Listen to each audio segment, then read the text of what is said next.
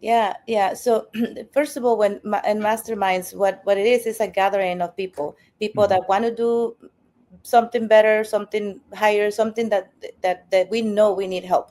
mhm, And many times we join masterminds to just see the example, to see those that have done it, and being in a place where you are not the biggest fish. mhm, It's important because it's mhm, really easy to go back to, like, okay, you have a community and you end up being the highest of mhm, knowledge of mhm. seniority, whatever. That's okay to stroke your ego once in a while, but the reality is that the growth is going to happen where we feel the most uncomfortable.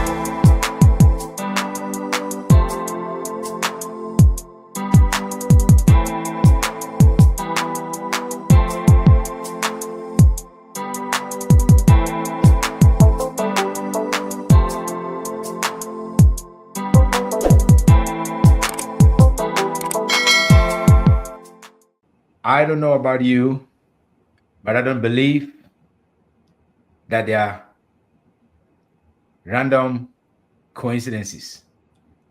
I think all coincidences are well orchestrated by the master, by someone who thinks two people should meet and learn from each other.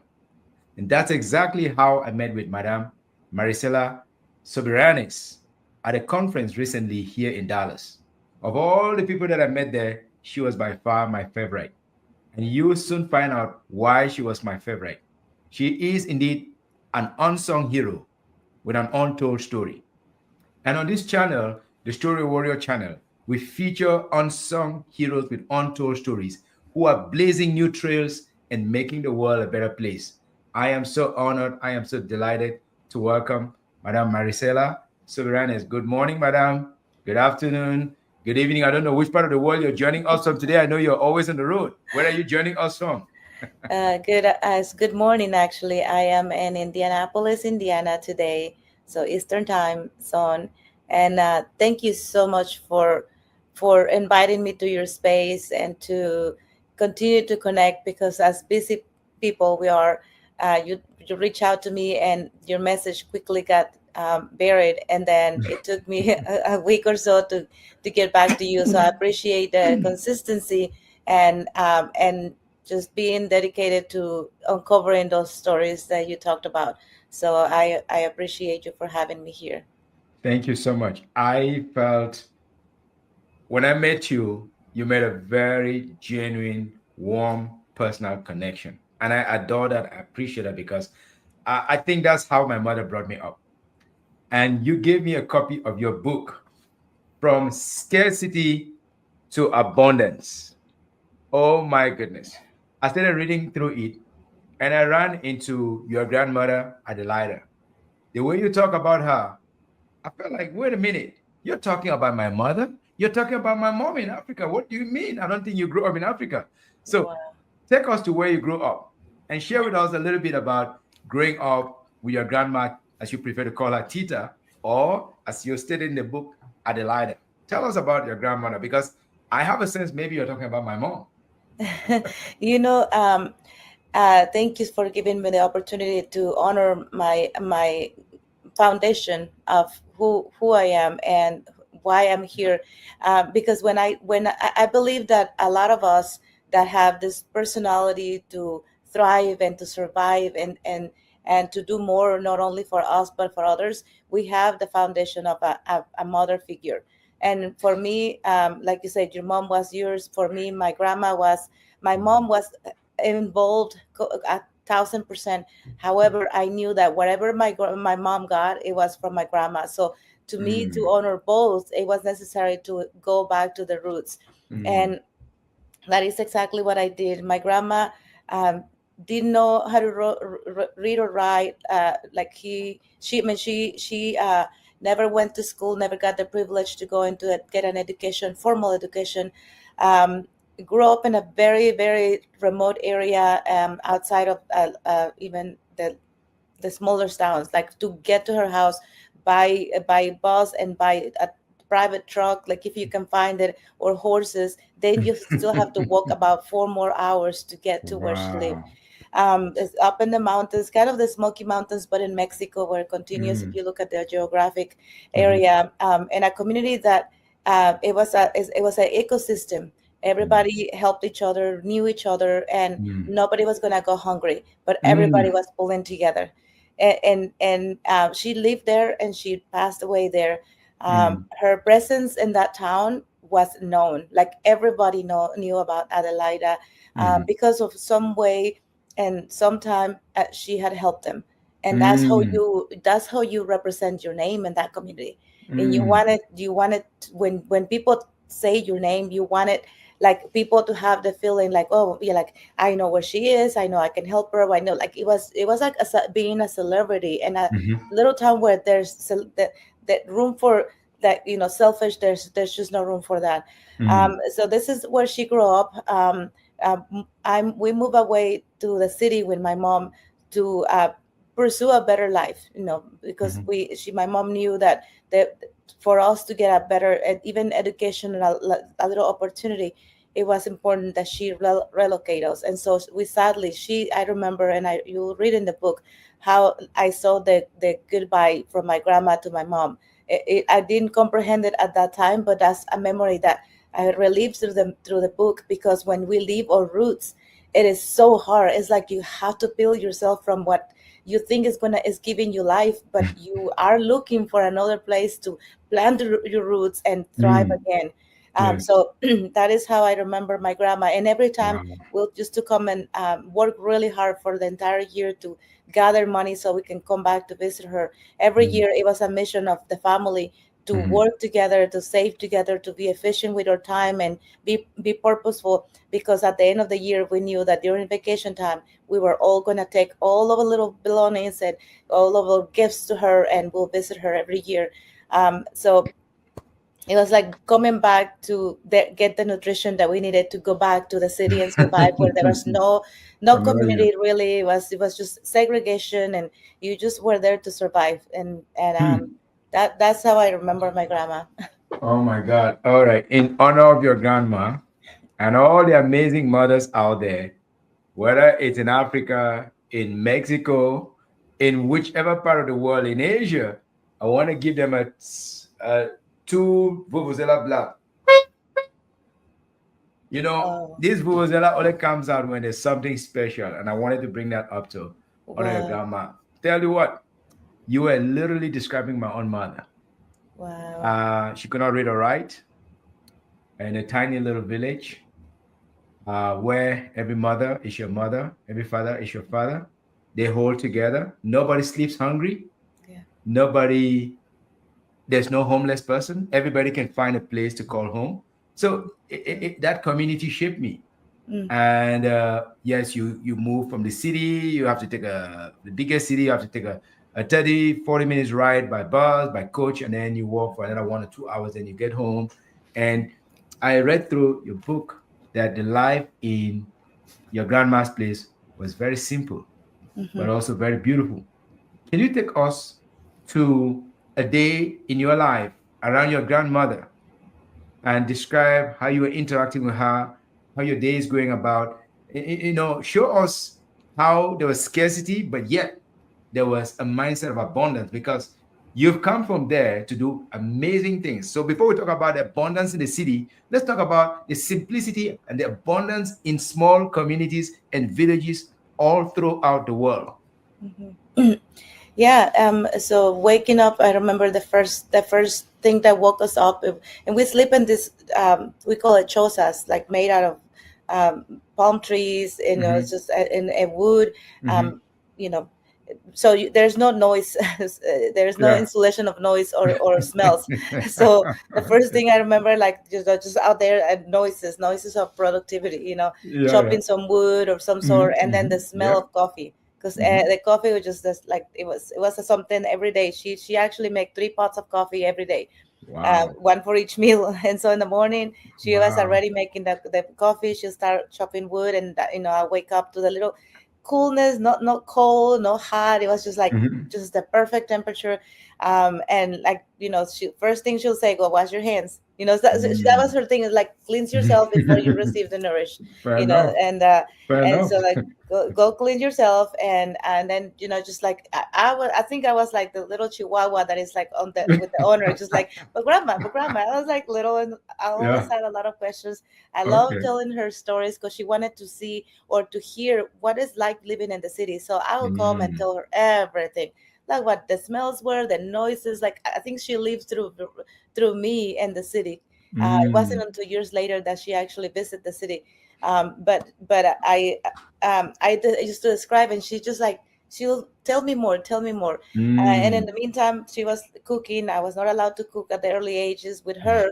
Like, she'll give me a little bit of something to entertain me, but to cook with her when I became of cooking age, safety pretty much. Mhm.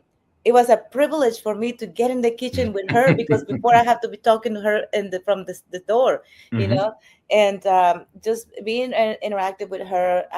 She'll gather the chickens, Mhm. make sure that the floor, even though it was dirt, it Mm. was to be clean, Yes. clean, and everything's put away. Mm. She'll give me a little sprays of water so I can put Yep. To water so I sprinkle don't it. dust. Yes. Yeah. um, and then she would fix meals for everybody. Everybody came in the kitchen and help. And then we didn't eat in the kitchen was a safety, for all the Mm. kids, because the kids Mm. are, just all over the place. um we have meals outside, just in the open, with a little shade. And Mm. that's what we ate. Mhm. Gathered whoever was coming through. All you have to say is, like, the dogs were barking, who is, because it was like half a mile before you see anyone. And she's like, Yes. okay, let's get another plate, because whoever is coming is gonna sit with us. See? There was, even though there was not a lot of food, not a lot of options, there was no refrigeration. So Yeah. whatever you meet, where you eat, I Mm. mean, whatever you make, you have to eat. Mm. So yeah, she will be like, it doesn't matter how many people came through, Mm. everybody got a piece of food. That Thank was you. just like, or a cup of Absolutely. coffee. Here, have a cup Absolutely. of coffee. I don't know, must be magic. There was always enough for everybody. Yes. She'll go through the routine, but in the afternoons it was a special time, because once that she completed all of her task, she'll sit on the front porch just to watch all the kids play. That was her Mm. joy. There was no radio, no TV, no other distractions. So her entertainment was us playing and coming Mhm. back and asking her questions and go and run and play again. That was her entertaining. The Mm. way she told the time, she read the time, because there was no clocks, or Mhm. she will say it in the morning when the sun comes. It's time Mhm. to get up. When like there was a tree Evening. that she referred to it, when Yeah. there's right there in the center, so like Mhm. 12 o'clock. She Yeah. said that's the time to that start eating and prepping Mm. to eat. Like, that's how she just follow her body Routines. Mhm. routines and Mhm. the nature to guide her day. And at the end of Mm. the day, when you're the crickle, I don't remember the little Crickets. Yeah. crickets start Yeah. making the noise. It Yeah. was for her like cricket time. Wow. She said it's Wow. time to wrap it up today. Whatever you did, you did. Mhm. Whatever you didn't do, it's gonna Mhm. wait until tomorrow. And that was her day. That was. Hmm. That is eerily close to what we experience in Africa in the countryside. I'm telling you, everything is Wow. almost, there's no radio. Uh, Occasionally, somebody comes through with a radio, mm, but in our home, it took a while before we had a radio. yeah. Um, Mom, of course, is dirt floors. Mhm. You sprinkle water before you sweep. Yeah. Uh, we cook in the kitchen. We eat in the kitchen. That's a little bit different there. Or Uh-huh. sometimes we might step to the next room and eat there. Uh-huh. And the difference too is we had roasters, we had cooks, roasters, Yes, we chicken. did. So they when they crow in the morning, we know it's time to wake up. When they Yes. crow in the evening, it's time to go cook the last meal, eat and go to bed. And in the morning, there are different birds that give different signals or different Uh-huh. cries that it's 4 a.m., it's 5 a.m., you have to go somewhere at 4 a.m. She hears that sound, she says, it's time to go. Why? Yeah. Because there is a particular bird, I hope I can remember the name, that it crows, its first cry is around that time. Uh-huh. And there is never a person who will come in and there's no food. And Yeah. if there's no food, she'll cook. She'll Mm-hmm. prep food for you. The Mm-hmm. other difference too is that she spent most of her day after the morning meals. We didn't do coffee much, maybe occasionally some tea. Uh-huh. Even though we grew coffee, we Oh didn't well. drink coffee. Yes. So in the mornings you go to the farm, Uh-huh. spend all day and come back in the evening and then cook the dinner. So I was feeling like, oh my God, you transported me to Mexico. Yeah. But this is part of my big fascination that when you have time to listen to someone, you realize that you're all connected. We are connected by an invisible world wide web of story. That's so true. And you only have to make the time to listen to someone and know their origin, then you start to see these connections. I've heard that from people in Hawaii. I've heard this from Hmm. people in China. I've heard this from people all over the world. But I know you have evolved from that little girl who was giving paying a lot of attention to your grandma to a very successful businesswoman, and now you run very successful businesses all across America. But before that, you were a nurse anesthetist. You want to talk about your transition from Mexico to America and choosing to go into a high-paying field as a nurse anesthetist before we can then begin to unpack why you had to move from there slowly into a multi-family business. Yeah, so like every foundation of a story is just a foundation, and there's always transitions and there's always pivoting moments. Yes. Living in the city was the I needed to survive, Yes. and because my mom moved to the city with all of us, it was a struggle to say the least. The story continues. She also couldn't read and write. She was just to Mm-hmm. deliver babies in the village, but when we went to the city, that's no longer a service that is needed, so Mm-hmm. she had to reinvent herself. And through Mm-hmm. that, we also needed to reinvent ourselves. And Mm-hmm. I would call the city living, the survival chain that Mm-hmm. put me, and my siblings in a Mm-hmm. position that we needed to be self-sufficient. Mm-hmm. Um, so transition to that, I eventually made it to the US. I was 23 years old when I came to the US. I didn't speak the language. I just came with a again, I needed to reinvent myself to Mm-hmm. thrive in a different place. Mm-hmm. I have survived the city, I have survived the college in Mexico, and when I came here, I figure, you know what, after surviving, there should be, like, you either go back to struggling again or you Yes. survive again. This is a position where I decided to put Yes. myself. And so yeah, coming to the city, and I'm sorry, coming to the US, a whole different chapter. Morgan, I can imagine. I can, well, especially you do not speak the language from what you're saying. That's even Yeah. more precarious. Yeah, and I didn't know anyone either. So I came literally by Oh the God. bus all the way from Tampico, which is the Gulf of Mexico, across the border, Matamoros, Yeah. and past San Antonio, and landed right there in Austin, and a bus, and past midnight. And Mm-hmm. again, I have one number of a person that I could be in contact with, and the number was in a restaurant, so the restaurant was closed. So Close. I was forced to be the first night here Ouch. without just again by myself. So Wow. when Wow. so I didn't really know anything about medical. My background wasn't medical at all. Like, nobody in my family studied medical. Mm-hmm. In fact, my first degree in Mexico was a business degree. But again, coming to America without being able to speak the language, it was Likewise. pretty much useless. Mm-hmm. Mm-hmm. Yeah. So I actually work for a translation company, which I think I got the job because I was good at computers, like the data entry. I could type fast, and then everything else you can figure it out. I got me a translator, and I started translating everything that I supposed to be translating Mm-hmm. on the computer. Mm-hmm. So that's how I came across people with disabilities that were Mm-hmm. processing applications for Medicare and Medicaid, Spanish speakers. So my job was to, excuse me, help them apply to the process. Mm-hmm. And that's how I learned about how many people needed help in the medical field. And the person that was helping me process those applications was an LVN, a nurse by certificate. Mm-hmm. And so my image of a nurse was to be at the hospital, which of course I didn't want it to have anything to do with the hospitals. Mm-hmm. Anyway, fast forward with that, I learned that nursing is actually it can be at least different opportunities than again Mm-hmm. having my only chance was to survive by cleaning apartments, cleaning houses, offices, everything I Mhm. could do with my hands. Really, Mhm. nothing that I could do with my brain. There's really no options.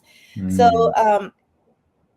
I went to nursing school. I went straight to the intensive care unit, Mhm. and I learned then that my goal when I told my mother I wanted to go back to school, she doubted me. She's like, "Why you want to go back to school? You just have the first degree in the family, your business degree. Why do you want to go and something different?"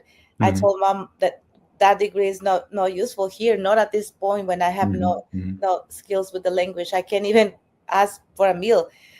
So I needed again to reinvent myself. So I went through nursing school and learned English. I translated all my books to just to understand Mhm. what I needed to Mhm. understand, and then I needed to study for exams.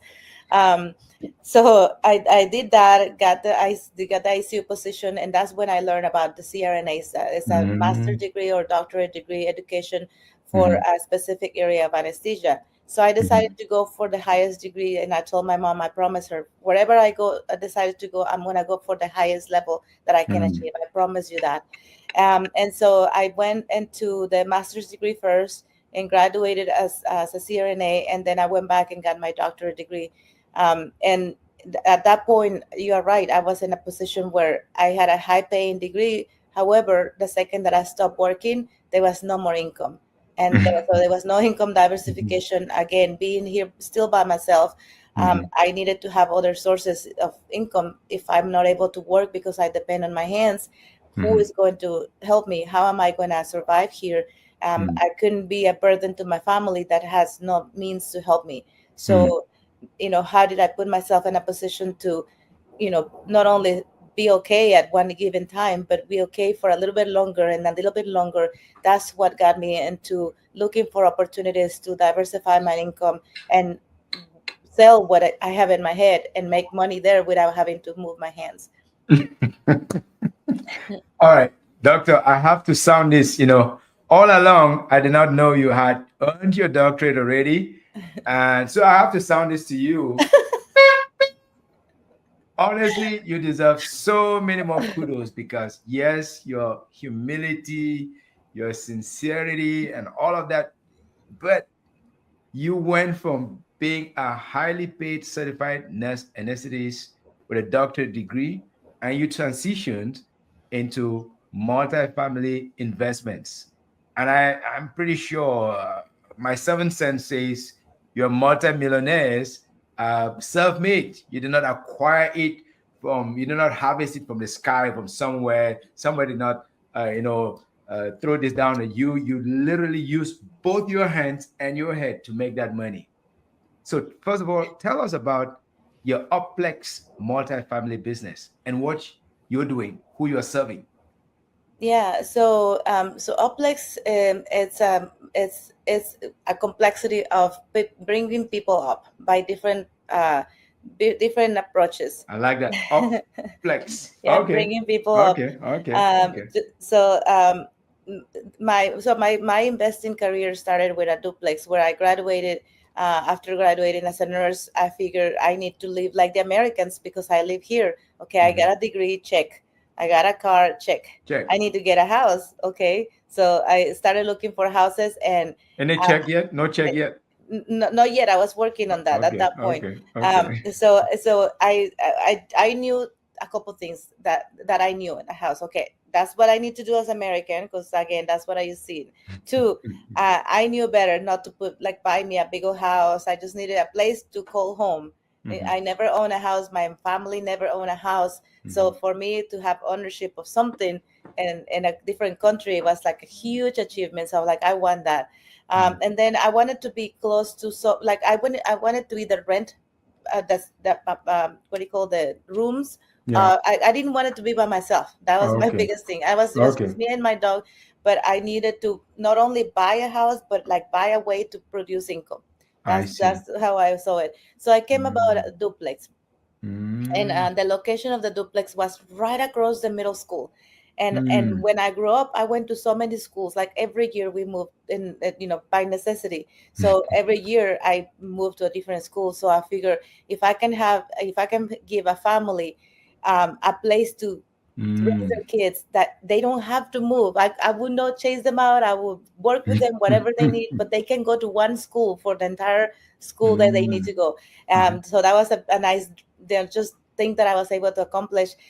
So anyway, I bought the house, and when I started thinking of names of the company, I said I want to bring people up with a complexity of services. So services, who do I help? I help the residents. I help the partners, the vendors. There's people that has been working for us, for me, and helping me with the building a portfolio since when I bought the house 2006 until this year. So bringing them as I get to know their families.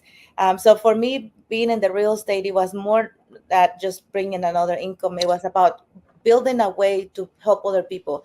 Um, Fast forward from that, we built a portfolio, 35 apartments, and in 2020, we redefined our mission to collaborate with other investors, and we started bringing in people that were already curious about what was I doing, and how I was able to, just continue to buy houses. And at that point, it was a lot of self-taught, a lot of just learning by doing my own, and yes, making mistakes.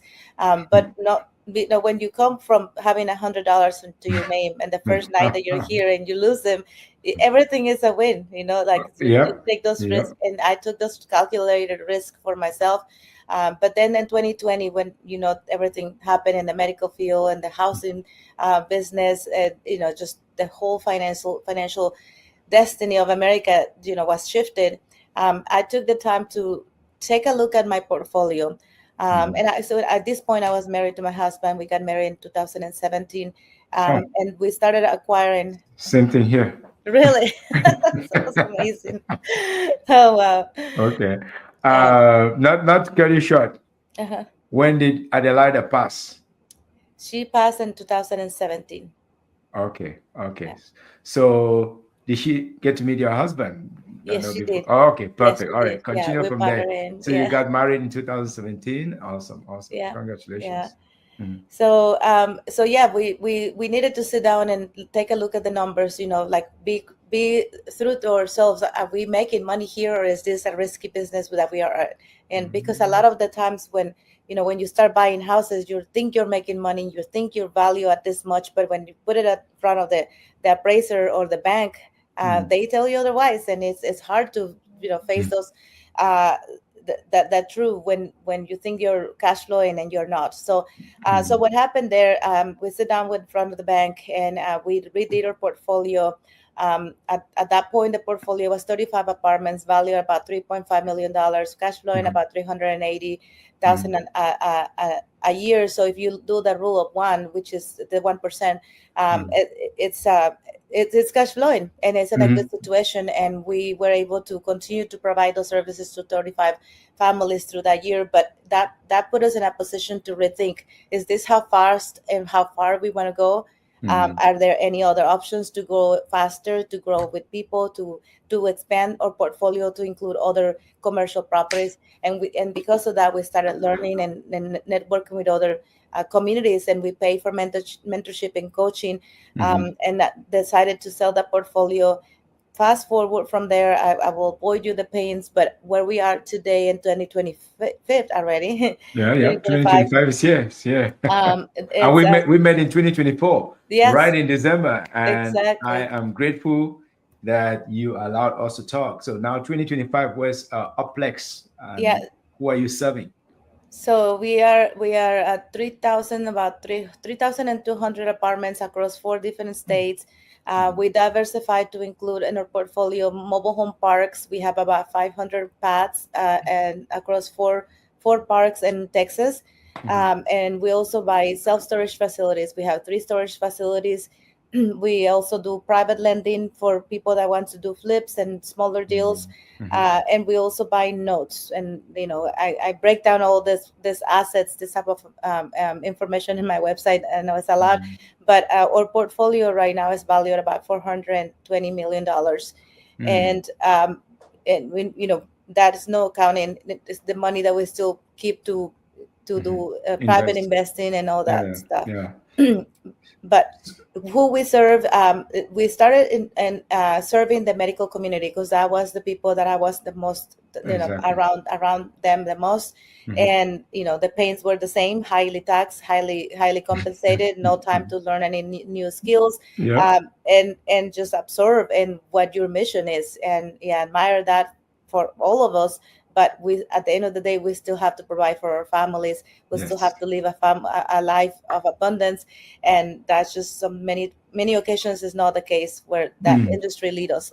Mm. And then also serving as business owners that are in the same condition, occupied, too busy to focus on their bits in their business. So we help them through business coaching and Mm. scale their business. And then the ultimate goal is to invest in real estate, and Mm. also invest and help Latinos and both, but Spanish speakers. I believe that we are very underserved. And again, being in a country where a lot of the laws are different, we don't even begin like to understand how do I supposed to better my credit. What do you mean credit? Credit score? What's credit? Yeah. What Where do I take the test, right? yeah, yeah, yeah. So that is another of my missions to Wow. help that. Incredible. Incredible. First, I have to thank you again because, I go to a lot of conferences because I do corporate training and speaking, but very seldom has anybody offered to give me their book. So the first and a kind, positive, gentle impression you made on me was you offered this book. I was looking through it, I was intending to buy. But when you went out of your way and gave it to me, I really appreciated that very much because it said to me, you have a generous heart. You are not just there to get, but you're also there to give.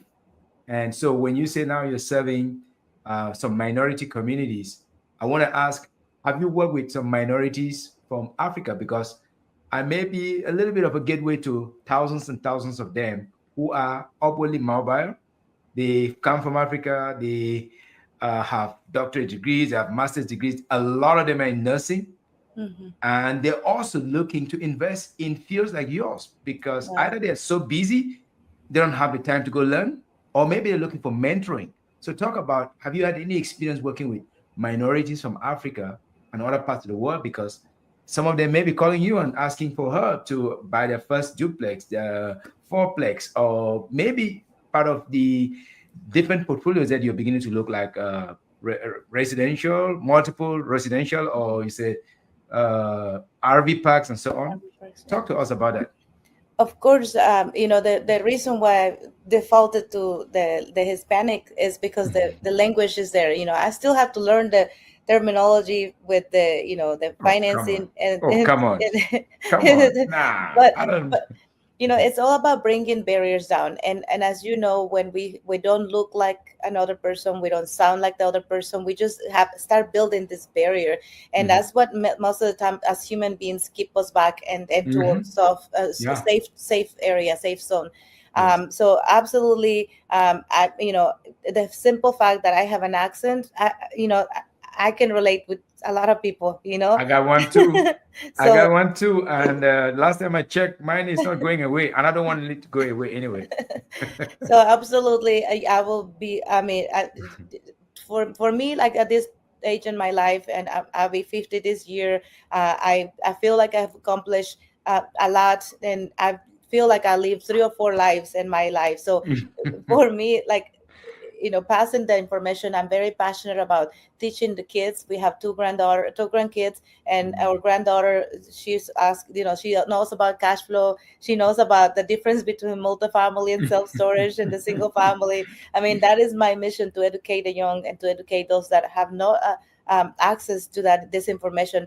And Mhm. many times, even if you said, well, we have a degree, we're highly compensated, even those populations are limited to what Yes, we are exposed. As a absolutely. CRNA, I was just talking about it in that conference. As a CRNAs, we fall in between an odd spot. Like, you're not a doctor, but and even if we are a doctor, we don't introduce ourselves as a doctor. So in the Exactly. world of the financials, Yeah. the people that are pitching these opportunities Mm-hmm. to the highly compensated.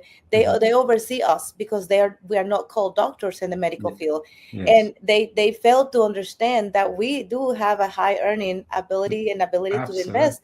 So Absolutely. we kind of fall between the cracks, and Mm. my mission is to just, you don't even have to invest with me, but I'm going to expose you to what is possible for you, what are Mm-hmm. the things and the red flags that you should be looking for. And I mean, that's what it's all about. It doesn't have to be with me, but at least knowing the opportunity that is there, because Mm-hmm. many times we think like, I'm going to invest in real estate, and the very first thing that comes to mind is, I'm going to go find a house, I'm going to buy it, I'm going to own it, I'm going to fix it and leave it in my family for my kids to always cash flow from it. Well, think Mm-hmm. about it. A house is a liability if you don't know what you're doing. That's number one. Yes. If this is the only house that you have, you're going to compete against somebody that has a portfolio. So the priority from the vendors, the lenders, is going to be like, how when I get to Maricela, I'll get to her. Instead, I'm going to go for these people that are buying 50 units and above. So Exactly. that's another one. And then what guarantees you that the house is going to last for your age, one, and then your kids are going to want to even be involved. We, the Mm. generation that we have, behind us now, they want freedom. They don't want to Mm. be tied up to a location, to a house, Exactly. to a responsibility. So Yep. the ways of investing has to shift for Mm-hmm. us, especially if our roots are not here. What if you want to go back to where To your you're home from, and country. you want to still Exactly. cash flow? You want to Yes. keep your assets here because that's it's the best way to the market, and the laws are towards helping us secure Mm-hmm. that investment. And you want to Mm-hmm. go back home and enjoy family. Exactly. If you have a house, I'm sorry, but you're gonna be tied. You're married to the place To most of the the time. house, to the Yeah. location. Yeah. So absolutely, to answer your question, I know I went into this chasing the rabbit, but I will absolutely be happy to put something together, or answer. I'll be available to answer any questions. Yes. I would love to do that. Amazing. You see, and the reason I felt very strongly that I kept calling, I felt like initially you responded positive. Then after a while, it looked like you withdrew a little bit. I'm sure you were busy with other things, but I'm like, I am not gonna miss on this this amazing lady who has such a generous heart, and the fact that you have similar challenges of adapting Mhm. and reinventing yourself in a new community. I felt very strongly that it would resonate with some of the people that are reaching out to me, coming to my platform and learning. So I felt very strongly that there's a strong commonality there. So as I was reading through your book, learning more about you, you talk about the power of masterminds. And I want you to talk about some of your mastermind principles that can be used by first generation immigrants who are trying to reinvent themselves or move from a medical field to another field that they see worthwhile. Because I know a lot of people that are suffering burnout in medical Yes. fields, but they just go in because they already probably have a property, they have children, they cannot stop going to work. They Yeah. cannot stop going to work. So talk about the power of masterminds in reinventing yourself based on your own experiences. Yeah, yeah. So first of all, in masterminds, what it is a gathering of people Mhm. that want to do something better, something higher, something that we know we need help. Mhm. And many times we join masterminds to just see the example, to see those that have done it, and being in a place where you are not the biggest fish. Mhm. It's important because it's Mhm. really easy to go back to, like, okay, maybe you have a community and you end up being the highest Mhm. knowledge of Mhm. seniority, whatever. That's okay to stroke your ego once in a while, but the reality is that the growth is going to happen where we feel the most uncomfortable. That's right. So we still have you know to communities and masterminds where we are the smallest fish. It's just as maybe you're thinking, wow, like, no, no, no, no, no. There's way more successful people out there, and it Mhm. is our job to always put ourselves in front of them, because as intimidated as it can be, it gives you motivation. Like, we're taking massive notes and come home and talking about how can we make that happen. If Mhm. once that's the power of the brain.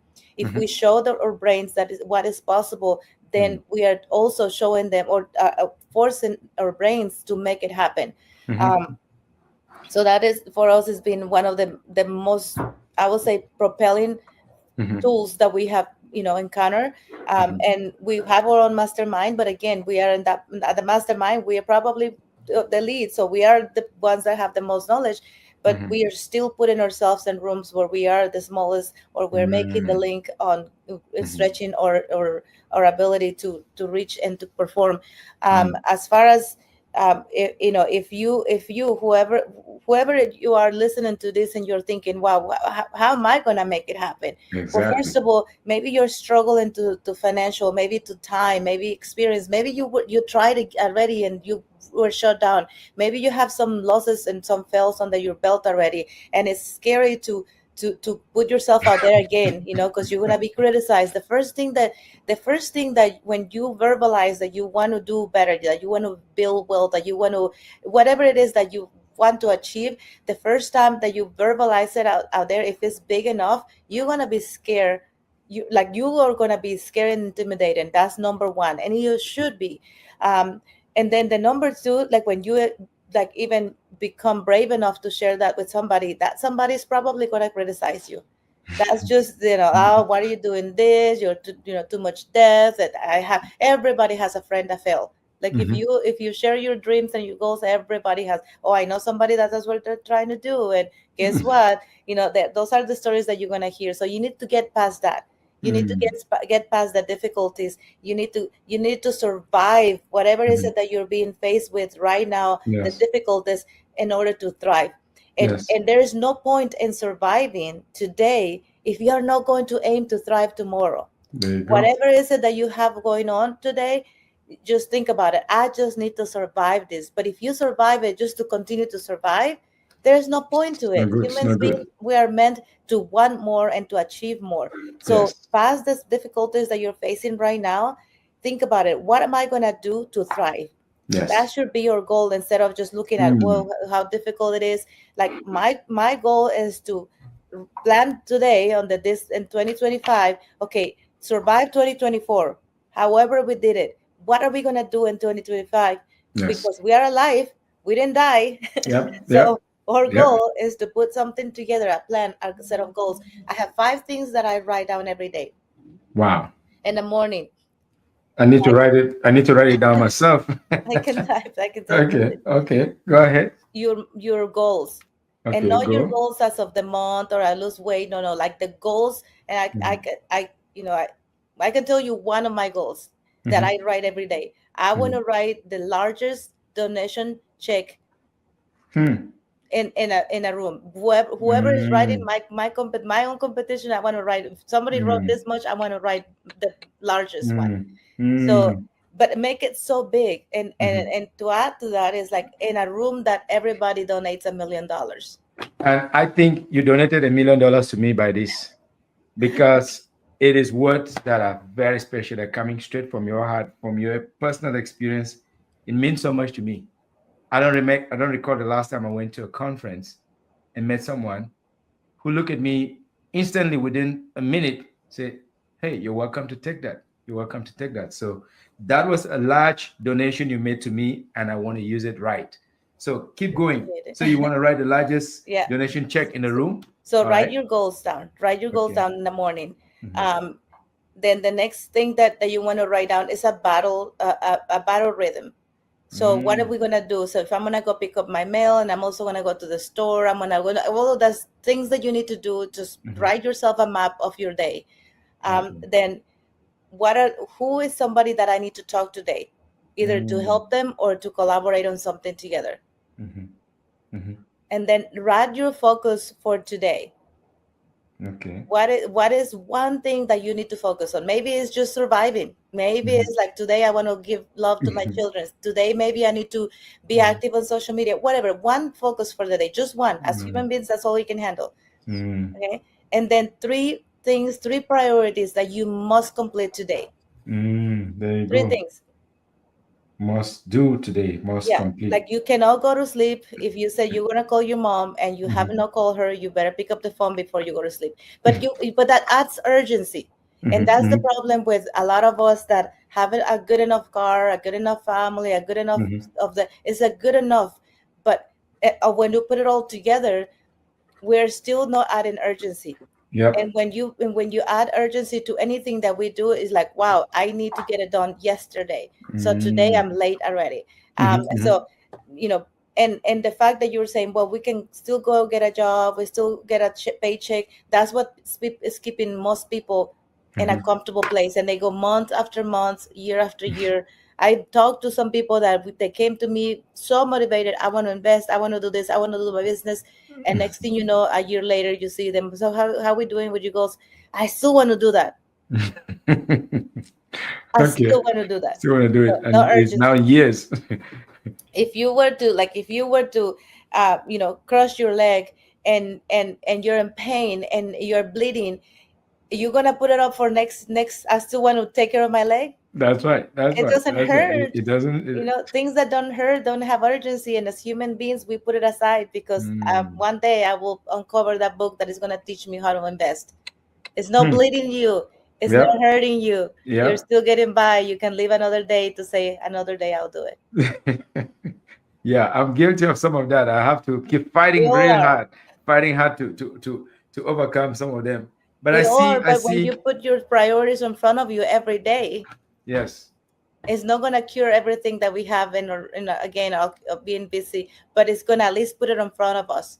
And Yes. when we make a promise, we want to keep our name clean, just like my grandma, just to be like, hey, if you hear her name, you knew that she was gonna is gonna be Something there for positive. you. Yeah, Yes. she's not gonna let you down. Well, when I hear my own name and I'm like, I'm supposed to be doing this, and I'm letting myself down. Yeah. So it's Mm. it's and you're just holding yourself accountable for the things that you said you were gonna do. If you go to sleep and your notes are still full, Yeah. like there's still no checks on those things that Yeah. you said you're gonna do, you know, You're feeling eh, yourself. yeah. So, see, doctor, there's something you mentioned on page 107, which is a quote from Socrates, that the secret of change is to focus all of your energy not on fighting the old, but on building the new. And I want to ask you, where did you get this fire burning in you? Is that from your grandma? Is that from your mom? Is it from the food? Is it from is it from, I don't know, is it from the food that you ate when you're growing up, the love from your grandma? Where does this energy come from? Because I like to know if it's food, I'm going to probably go get it, buy it, and eat too. you know um I've done a lot of medical missions, and I've seen that when we give, you think that we're giving, and we're giving that to somebody, but in reality they're giving us. So the reflection of how much we have, really, how abundant we have, abundance, how much abundance we have. And to me, is like, if I'm giving this much, I am to give to everybody. Like, I Mm. can't give this to myself, so I'm always looking for who can I give the rest. Mhm. If I'm being if I'm being like selfish with my achievements, I Mhm. can close my computer, I can close my phone, I don't have to give Mm. anything to anyone, but I have somebody that I need to respond, Yes. the person that gave me all. Mm. So if I come to him with my hands full of everything, all Mhm. the knowledge and everything, and he's going to ask me, I What did gave you you do? this much, What did you and do what with do you it? do? Why are Oh, you thank bringing you. it back? That is amazing. Uh, for someone who is hearing you and they're inspired by your story, by your sincerity, by your humility, and they want to be involved in some way with multi-family investment, what should they do and how can they reach you? Um, well, they can find me if you just search my name. I'm in social medias, and have YouTube channel where you can find hundreds of videos that I share for beginners. But if you're okay with it, I can give them a gift. It's how to build. It's another book that I wrote. This is for real estate related. Okay. How to build a cash flow and portfolio for busy professionals. I Okay. can send you the link if you want to share it, and the link, Yes. and they can download it. It's Yeah. a free, and then they can book a call. And I think that once that they at least went through that, if not the whole, just Mhm. the concepts, I Yeah. think that brings better questions on Yes. how I can help them instead of like, hey, how do I get started? Because I can Okay. I can put together, you can organize something. If you say, show up here, Mm-hmm. I have this many people, they want to ask questions. All it Mm-hmm. is, ask me questions. But when you go back, most of the people have the same questions. How do I get started? How do I Mm-hmm. break through? I have no money, no time. What can I Mm-hmm. contribute to a team? And all of those sort of questions that I can answer in a group Mm-hmm. setting. But the book, it actually tells you more strategics and how I Okay. did it and things that they can think about to implement. Okay. Awesome. Awesome. And somewhere in your book, I think I also learned about the power of visualization, which keeps coming up. Last 2 weeks, we had a celebrity on this program, on this channel, who is a very, very famous top class comedian, used to be the opening act for Frank Sinatra.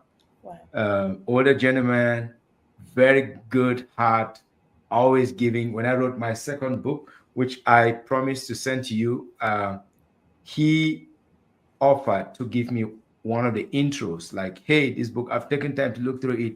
This guy knows his stuff about business storytelling and that kind of thing. He also talked about visualization, but I want to hear from you.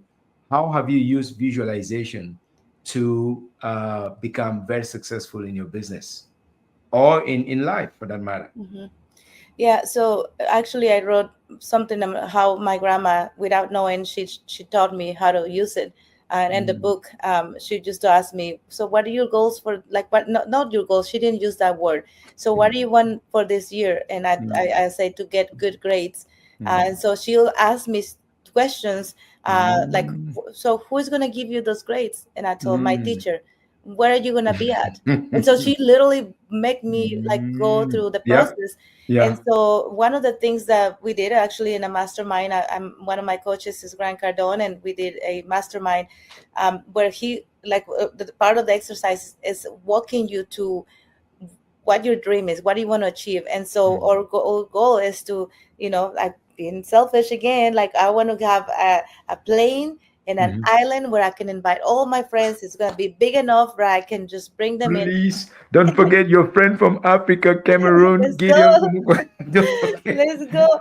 And so the exercise was to, okay, so what color is going to be the interior of your plane? Like get it to Oh. that detail and get into all of the details. So visualization, and then it just stays there. And so the Mm, goal was that if you, anytime you're doing something that is not getting you closer to your plane or to your island, mhm, what are you doing today to get to that? And we still mm, use that analogy, like when we are mhm, like, okay, let's go, like right now we're going to do a meetup for just people that we're here in Indiana. Hey, you want to talk about mhm, real estate, come over.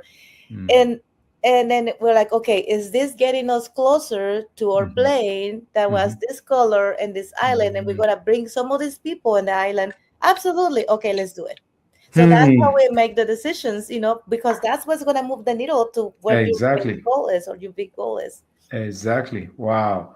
And is that, are you visualizing it for 1 year ahead, 2 years ahead, 5 years ahead, 10 years ahead, or how far ahead can you visualize? You Or can what do you visualize recommend? whatever, like that's just one of the stops. Who Mhm, knows what the next, the reason why even we even thought about an island and a plane is because our mentors were using that analogy. Have you mhm, asked me before I met all these people that are really happening, like mhm. making it happen? I probably say, I don't know. I don't know. The limitation is yourself. And Yeah. what if you said, I don't know. And this is something physical. I mean, something that it's property, maybe you might people say luxury. But what Mhm. if you said, I want to just be in the Smoky Mountains where my grandma grew up with all of my friends and my family? What's wrong with Yep. that? What's wrong with So that? whatever you decide to put it, and when you want to make it happen, that really is up to you. That's a whole nother chapter, because you have to add urgency. Yes. We were challenged by another one of our masterminds. We keep saying, my husband and I, we're gonna do our mission, medical mission, or community outreach. We're gonna do it together with Uplex, blah blah blah. And we just kept saying that. And our mentor called us out, and he's like, "By when? You need to put a date to it." So Yes. we said, "Okay, June 2025." Well, Mm. guess what happened? December 2024, we make it happen. Oh, even before the final Yeah, date. because now you have a Wow. deadline. and Wow. we're looking to go back in August to do another community outreach. And Wow. so when you put a date to your vision, it is Mhm. gonna definitely, like, you have the urgency now. And now the Mm. plane, I'm still a little hesitant to dream about the date for that, but hold me on that. Keep Okay, asking okay. me. No, who knows? You never know whom you're talking to sometimes. Now I know about it. If I know somebody who knows somebody who knows You know. somebody, 2 days ago, I was talking to someone in Houston, Mhm. and I said to them, I was selected to do a TED Talk in Singapore in 2015. Wow. And this is because we're talking about visualization. And I said to her, I did visualize it. I got selected in 2015, but I did not get to perform it because I had traveled here. I just got here. They said to Mhm. me, "We need you. You must come back by this day." And I'm like, I'm Um, processing my papers. I cannot come out. It's gonna hurt me. And so I did not go. oh my Guess goodness. what? I lost the opportunity. I've never had it again. But mind you, just as I was talking to that lady, she said, I know someone who is here in Houston who is looking for future speakers now. You better Wow. get your word in now. So if that did not come up, I would not have known. And then I said, I also want to speak at Google. She said, I used to work for Google. Oh I know my some people goodness. that can connect you there. Do you want to send me your one sheet, your one page? I'm working on Wow. that after our conversation this morning. But I say that to indicate that you never know Amazing. when you put it out there. Uh, Yeah. there's some magic about it. I think it comes from the man above Mm-hmm. guiding us to put us in touch with good people. And I'm grateful that we found time for this meeting. So as we wrap up here, what are the big things for 2025 that you are open to sharing with some of the first generation immigrants, or people who are just trying to rebuild their lives or reinvent themselves? Yeah, so I don't want to take this to a political statement, but we all know who is going to be in charge for the next 4 years, Mhm, and business mindset. There's been a lot of shifting on the production, and what we can do here in America, mhm, and I believe that there's going to be this major shift of positions like mhm, business, mhm, service business. mhm, A lot of the people that are willing to do the work, the mhm, Hispanic, a mhm, lot of shifting of the wealth. mhm, There's statistics that show that most women are going to come about wealth in the next decade.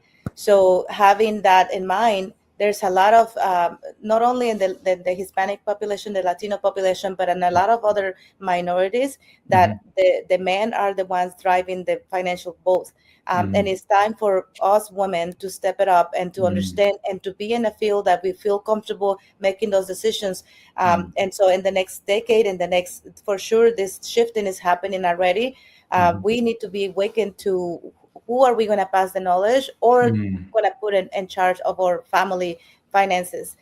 So mhm, educating the young, educating the woman, and mostly understanding where can I put my money that I earn today so that it can survive through this decade and shifting of the wealth, and then in this mhm. this coming years. Okay, so I see a little focus there on women, and I love that so much. I was raised by a single mother, by a widow. I grew up Mhm. around girls, so I say all girls go go go, because if women win, everybody wins. The Yeah. other thing I should also probably just check here with you is there any maybe two or three principles of business success that you want to share with those who are looking to, you know, pull themselves up by their own bootstraps? Any Yeah, two or three business principles or for sure. commitments? Mhm, So one, collaborate, find good partnerships. mhm, We were so scared to do that and open our business to mhm, collaboration, and mhm. now we can't get enough partners. So Yeah. collaborate, find Mhm, mentorship or somebody that is doing successfully what you want to do. mhm, Um, and three, add urgency to whatever you put in paper, mhm. whatever you think about you want to do. Add urgency, cut yourself. Like, if I don't know how old you are right now, but I'm right now 52. I'll be 50, and 52. I'm thinking, okay, I am 70 and trying to get this done. How much time do I have left? So it adds the Exactly. urgency, because there's studies where when we think about in the future, we don't even imagine I know there's apps where you can take a picture of yourself and Yeah, yeah, visualize yourself at that age. That yeah. is so powerful for our brain, because when you realize, Mhm, okay, 20 years from now, I might not be moving as fast. I Yeah. might not be, as sharp. I don't know what's Yeah. going to happen. So why am I Exactly. waiting 2 decades? Exactly. So add Thank you. 20 years to today's your status today, and Mhm. then ask yourself, do I have the time to wait? Mm. To add some fire, and that fire is what gets us going. All right, let's do a one or two, three rapid fire questions. What's the best book that you recommend to anyone Oh, who is business business. inclined or Okay, rocket fuel. Rocket fuel is going to hit business relationships. You're going to learn how to appreciate others' contributions. Rocket fuel. You have a visionary and an integrator in every relationship. That okay, that will help people in business and personal. rocket fuel? Rocket fuel. Do you want to drop the name? Anyway, I'll go find the name of the author. But I think that's a very, very. I think this is probably the second time I've heard about it. And who is one of your favorite mentors in the business world? At this precise moment, I will have to say Grant Cardone, in like family, hustler, billionaire, don't have to do move a finger, and he still is out there educating others. Um, Clear, concise message. So yeah, Grant Cardone for sure. Must be very expensive though for people who are starting out. Well, he is, but we are coaches of Grant Cardone. So if you want a free about, you know what, I'll give you Celery Soul is one of the books that I read every quarter of the year. I will give it to your audience for free. Just I will send it another. And you don't again, mentors can be through books, through Yeah, through fair be enough. in proximity of what the study the successful. But yeah, Okay. Your favorite city in America? CD music. City, city, Oh, city. city. Yeah. Oh, oh gosh. You know, we move so much that we enjoy a lot of cities. But Okay. you know what? I have to give the credit to Austin, just because that's kind of where my second home, where I rooted some Mm, of my time, and it continues to grow economically, continues to thrive, mm, and there's a lot of diversity. mm. Lots of And, it- freedoms in. and also a city of music, loves music, right? Yeah, So, that's true. That you can casually just walk in any yeah, restaurant, and there's usually somebody in that. Those are hustlers. That's the thing. yeah, You never know who is gonna become who, and exactly. So yeah. All right, this might be the last one. Mhm. If you walk into a room, there is there are four chairs. The chairs are standing inside different shapes. The first chair you see is standing within a square. The second chair is standing within a circle. The third chair is standing inside a triangle or within a triangle. And the fourth chair is standing inside a squiggly, like means kind of twisted, twisted, twisted. So, which of these chairs would you be more inclined to go sit in? Is it the one that is a square, the circle, the triangle, or the squiggly? The circle for sure. Circle. All right. Amazing. Amazing. That I have to give credit to someone who has written Uh-huh. a book about psychogeometrics. Okay. They say that the people who prefer the circle are the ones who like harmony, are the ones who like to get along with people. Some of them work in careers like nursing, Wow. and they like people. Now, the since you didn't choose square, I don't have to say square, but square is mostly for CEO types. No, no, for uh, CPAs. CPAs. They make Okay. CPAs, careful planners.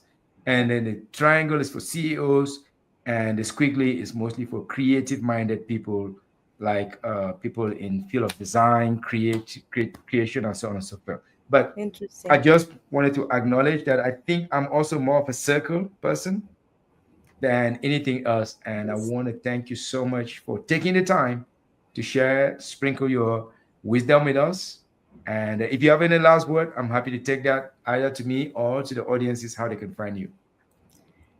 I will say, just keep hustling, whatever you're doing. Keep striving. Keep surviving, so that you can thrive. Thank you so much, Dr. Maricela Soberanes. This has been a fascinating conversation. and yes, another episode from the Story Warrior podcast, reaching you from the hinterlands of a galaxy far, far away, and now having a great time in the heartlands of America. Thank you so much, Doctor. Have a Thank you blessed so day, much. and we'll be in touch. You too. Thank you so Thank much for having me.